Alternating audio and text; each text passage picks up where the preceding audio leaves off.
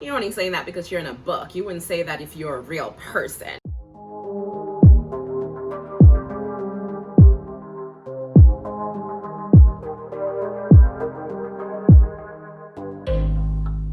Hey guys, welcome back to my channel. I know I look very professional, like I'm in the office and doing some work, but I'm really just ranking gay romance tropes today. So I have been seeing a whole bunch of these tier ranking things on BookTube, and I love watching them. I haven't found one yet for gay romances, so I figured I'd do one, but instead of ranking books, because my memory is just really bad, I don't annotate my ebooks or my regular books, so don't ask me to like list anything about them. I guess I could tier rank like my favorite books, but that's not what we're going to do today. Instead, we're going to tier rank tropes in the gay romance scene. Okay, so my tier has 5 levels, from obsessed Mariah Carey, which in normal speak would be considered God tier, to Big Sean's I Don't Fuck With You, which is like the lowest of the low. I avoid these books at all costs. Do not get it near me. I have no interest in it. In between that, so it's Mariah Carey's Obsessed, and it's Ariana Grande's, I don't know why I have such a hard time saying that girl's name, Ariana Grande's I Want It, I Got It, which is, you know, I like this. I will read it. I have no negative views towards it. In fact, I actively like it, but I am not obsessed with it. Obsessed really means like, if you have this trope, even if you've burnt me as an author before, I will read that book. Whereas I Want It, I Got It is more like, I will actively seek you out. I like you, but you know, if it's an author that I don't like and they have this trope, I'll probably pass it on. Heidi Klum's One Day You're In, the Next Day You're Out. It's really the meh. I'm average about this. I can take it or leave it. It's not amazing to me, but it's not something that I am going to avoid either. If it's in a book, fine. Randy Jackson's It's a No From Me Dog. It's a step above I hate this shit. I hate it here. I don't want to be a part of this. It's a step above that, right? I can probably read it if I love you and the synopsis sounds bomb. But otherwise, I'm avoiding it. I Don't Fuck With You. I mean, do I need to explain more? That just kind of sums up, like, no, I'm not here for you. I'm not here for any of this. I do not like stories with this in it. So let's get started. The first thing that I have here is the out of this world trope. That means that it is sci-fi-esque, otherworldly. In this, there's there should be some amazing world building, because it's not something that you see in your everyday life, right? So it's like discovery of a new planet, which this book, Xerxes by Cora Knights, is like that. I know I'm not ranking this book, but if I were to rank this book, it would definitely be in Obsessed. I love this book.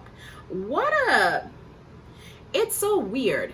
It's in a series. There's only 2 books. It's not finished. I don't know if it's ever going to be finished. There's so many books that should and could be written for this, but God knows, like, anyway, I've read this book multiple times to kind of like make me feel better about not having a 3rd book in this series. But it is weird because you think you know what you're getting from the first book, and then the second book just like kind of blows it out of the water, blows it out of the park. Whatever that saying is, it blows it out of X. I love this book, but I'm not rating this book. I'm rating the out of this world trope, and I love that trope too. I am obsessed with it. If I see that it's otherworldly, I know that there's going to be some good world building going on, and if it's in combination with another trope that I love, so good. So this is in the Obsessed ranking. Next on my list is another book. Like, there's a theme here. A lot of these books I either love or really enjoyed. This is on the same level as Xerxes. Axel's Pup is another book that I love. I've read multiple times, which is unusual for me because I don't reread things. I don't rewatch things, but I reread this because, again, there could be a second book. This one could be a standalone. It doesn't really need the story to progress, but because I loved it so much, I really want her to write another book. And she has said that she plans on writing it, but I also know that she is dealing with a lot of medical stuff, health issues, so I completely get it. You know, I'm more interested in you staying sane and healthy and okay than writing a book. Anyway, again, I am not rating the book. I am rating the trope, which is age gap. Unlike this book, I am not that big of a fan of age gap. I guess I wouldn't say I'm not a big fan. It's something that I could take or leave. It's something that would go, I would hide to clean that bitch. Like, it depends on the age gap, which brings me to my next trope, daddy boy.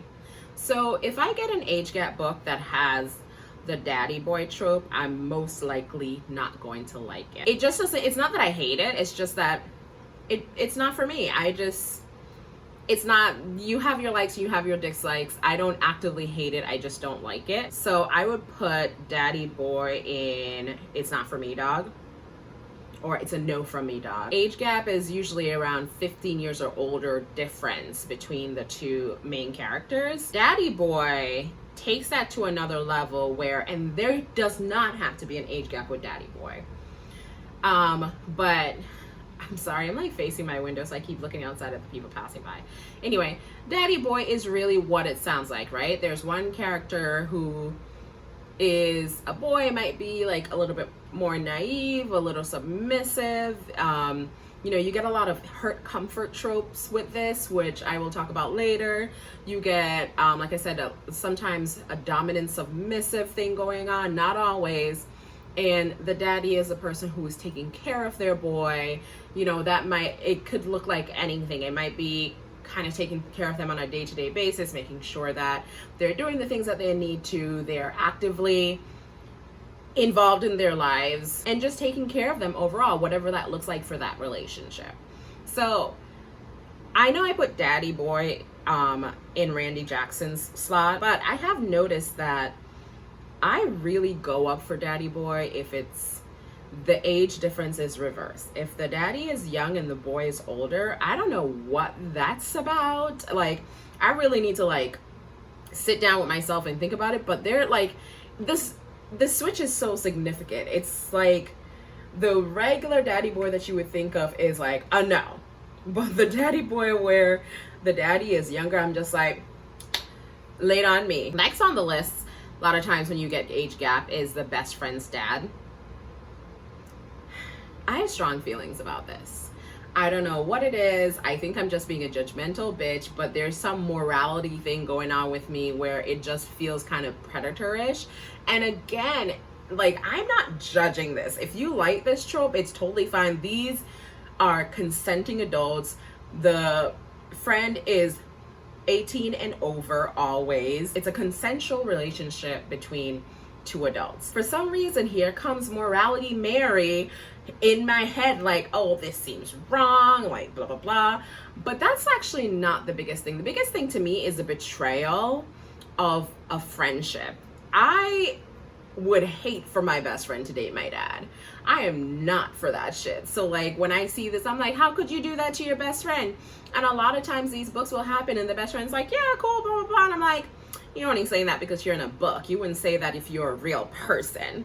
So it's not for me. And this one is going into, I don't fuck with you. I just don't. It would be very hard for me to read another one of these. I mean, Avril Ashton would probably have to write that book. TJ Klune would probably have to write that book. I don't see TJ Klune writing a book like that. I definitely see Avril Ashton writing a book. And I'm actually surprised that she doesn't have one. Along with the best friend's dad thing, you also have the parents' best friend. So, for example, my parents have this best friend that's always been around, and I've kind of had a crush on them, and I'm now older and I'm interested, and we're like banging now. I don't like it. I don't like it. One that includes friends that I can accept, though, is the friends to lovers bit. Friends to lovers is a very popular trope that, you know, again, these tropes sound like what they are, right? We've been best friends for years now, maybe since childhood, and now I happen to be in love with you, or I've always been in love with you, but you are over there dating Becky, and I'm just sitting here waiting. And I have been waiting patiently, and my time is now. Damn it. Sorry, Ellie. I apologize. She is not happy. I like this trope. I can deal with it. I like the whole unrequited love. Is that how you say that word? Doesn't matter. I love that whole concept, and it's something that I will seek out because I like it. And so I think I'm gonna go with I want it, I got it. With friends to lovers, a lot of times you get the gay for you, where one person is gay and the other one happens to be straight. They're best friends, and that's just kind of how it is. And like I said, Ryan over here has been dating Deborah, and Eric is over here like waiting to be seen. And eventually Ryan, was it Brian? Ryan or Brian? I think it was Ryan that I named him. Ryan suddenly realized, like, I am jealous of you dating this other person, Kevin over here. I want to be with you, but I only want to be with you. I don't, so this was such a dramatic retelling. Sexuality is fluid, right? And you can just like who you like. You don't need to question it. I don't need to question it. I just do what feels good and what feels right. And I think that's what a lot of times these books, that's the path it takes. So I appreciate them for that, but it's not something that I actively seek out. And so I would hide it, clume it. I can take it or leave it. But this book, I would take it. Look, this book is good. Out for You. This is a trope that I don't see very often, but when I see it, I feel a bit weird about it. Not because of the trope itself, but who's writing it. Like I said, a lot of the mainstream, or maybe where I am getting my books from, a lot of the mainstream authors are cisgendered women. And I don't know if that's a story that they should be telling. And so I don't actively seek it out. If it does happen, it's because it just pops up in the book, or it's a series that I was reading and it just happened to be the next book in the series, which this one was. This is a Fin Factor series, which is very, very good. And in this book, the chief of police is gay, but he keeps it a secret, and so he loses his love, and then it's a second chance kind of deal. I will say that a lot of times, or all the books that I've read that had this out for you thing, it's not merely just an out for you thing. It gets to a point they're ready to do that for themselves and for their relationships. So it's never just an ultimatum of it's either you come out or we can't be together kind of thing. It's very much like a working through. But again, I don't know if that's a story that cisgendered straight women should be telling.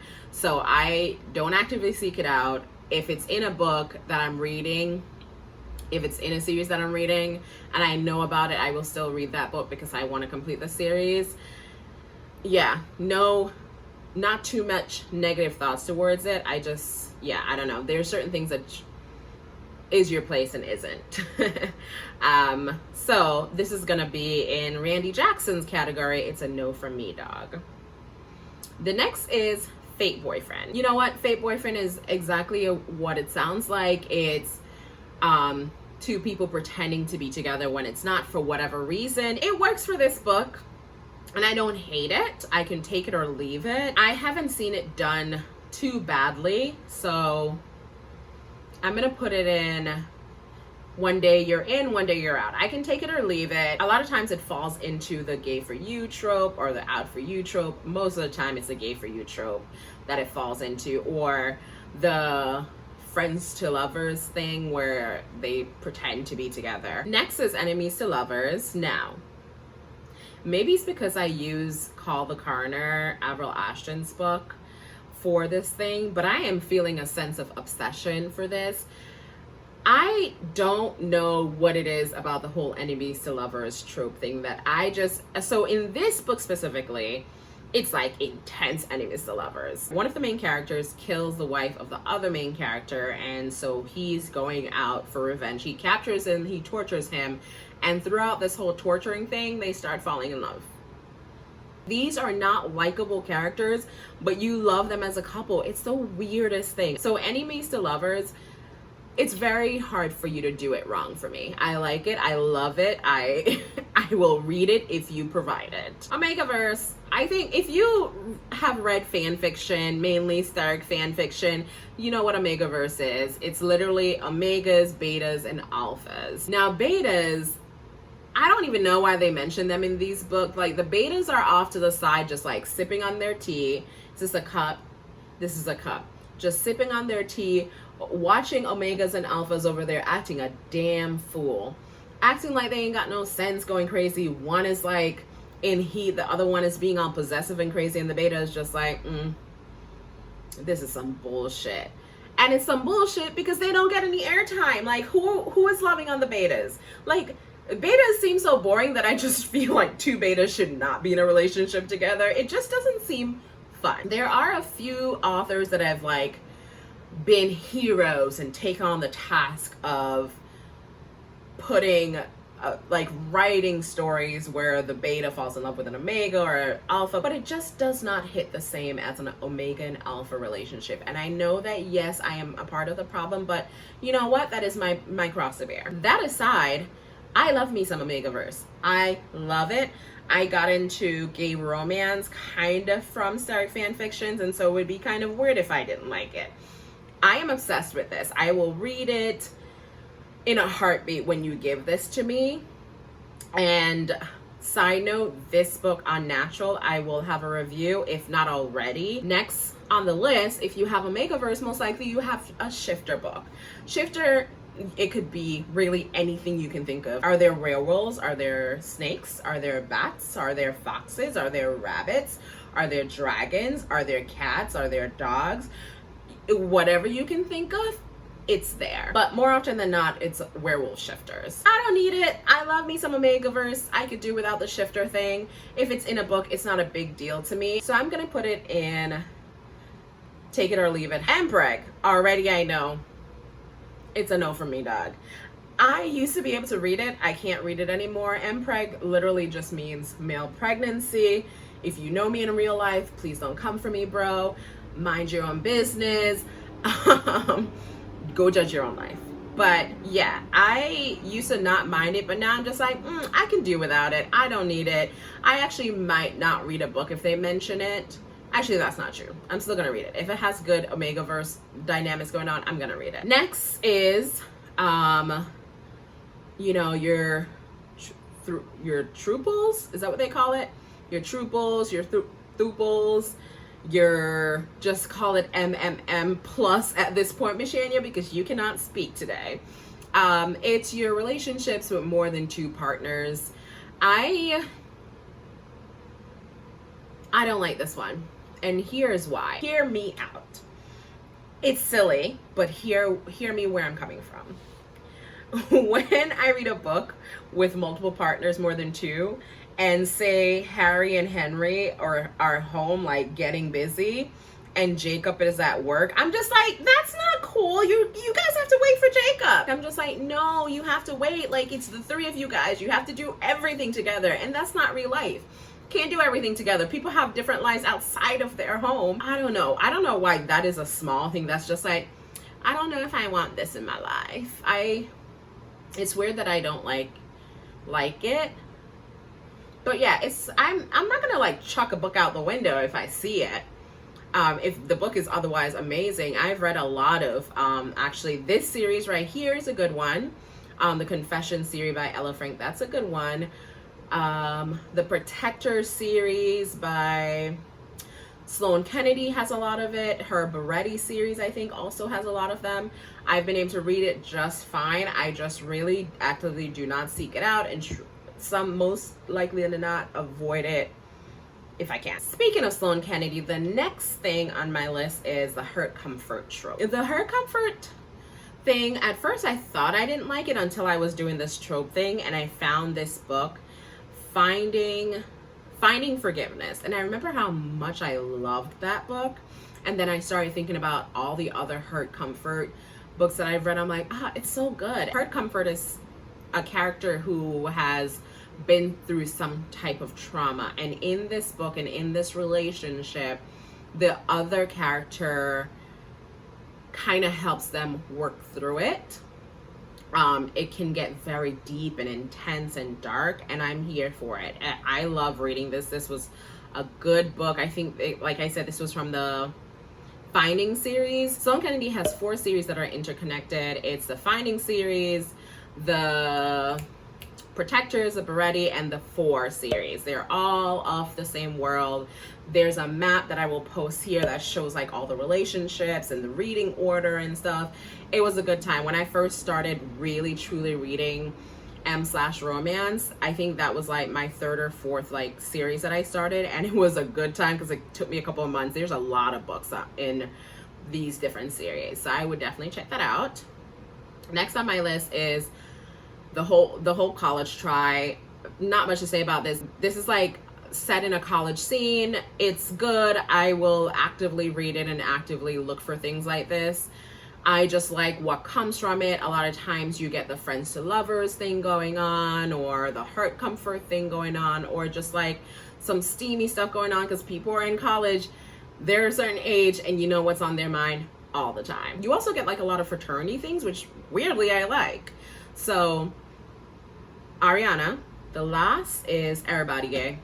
So this trope shows up in the Fin Factor series. So it's a group of brothers and cousins who are finding their soulmate, if you will, throughout the series. So pretty much all the guys in this family are bisexual or they're gay. And for me, if it makes sense that we're just assuming that everybody is straight until they tell us that they're gay, you know, that's really what this whole coming out thing is, right?